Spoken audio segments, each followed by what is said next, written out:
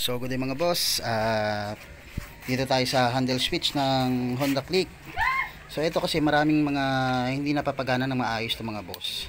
Itong Italian domino switch. So yan, ito galing to sa motor ng bayaw ko. In-install ko to pero yung pinaka-passing niya yung MDL. So ang mga request nila mga boss hinihingi nilang diagram para dito naman sa passing, yung ating magiging passing is yung headlight ng ating Honda Click. So hindi nila napapagana na maayos mga boss yung passing. At the same time mga boss, yung headlight mga boss hindi nila napapagana ng maayos. So dito pakita ko sa inyo mga boss, ito na na-rewire ko na to kasi naka-set to dati sa MDL. So ito sinet natin dito sa pinaka-passing nya. Dito na tayo mag headlight at dito na rin tayo magpa-passing mga boss gamit yung ating high beam.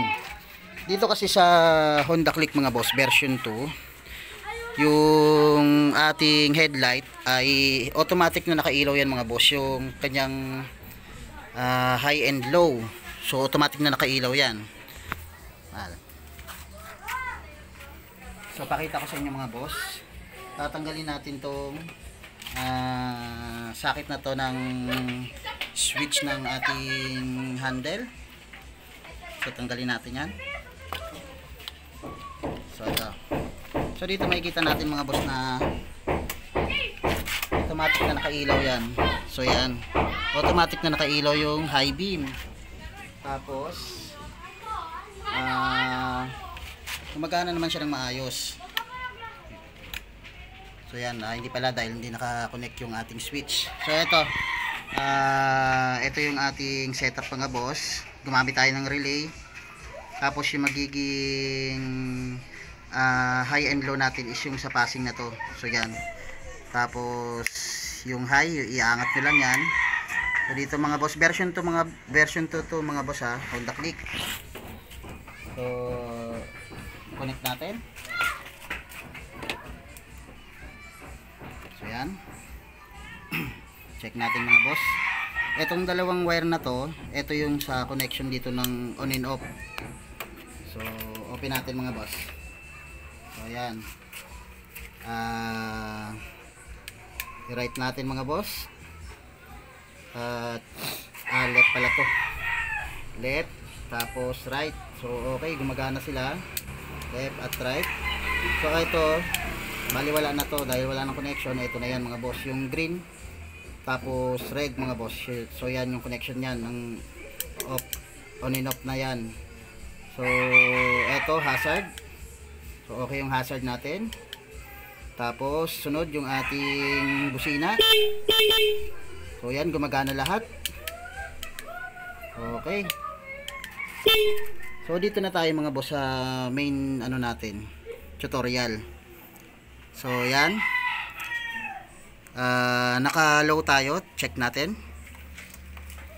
So yan, naka-low kasi pag naka-high mga boss, nakailaw tong ating baba, ay etong ating front mga boss.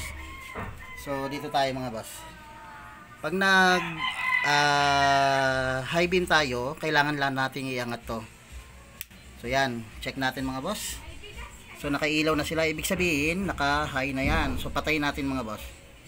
So yan, high, low, tapos passing. Okay, nakita natin na ipapassing natin yung mga boss gamit ito. So passing, tapos high, low, passing. So hazard, left, right, tapos busina. So yan mga boss, ganyan lang siya i-set up. So kailangan lang natin ng mini relay. Tapos pakita ko sa inyo mga boss na gumagana yung indicator natin ng high. So ayan, naka-indicator ng high. Tapos yung hazard, okay. Yung left at right, gumagana rin. Yung busina, siyempre gumagana rin yan. So ganyan siya gumagana mga boss. O ganyan yung ating setup para dito sa Italian domino switch. Kailangan natin ng relay. Tapos dyan papakita ko sa inyo mga boss tutorial natin kung paano natin winirin yan para masundan ng mga nagtatanong mga boss, dahil maraming nahihirapan sa pag-install nito. So yun uli, maraming salamat mga boss at God bless.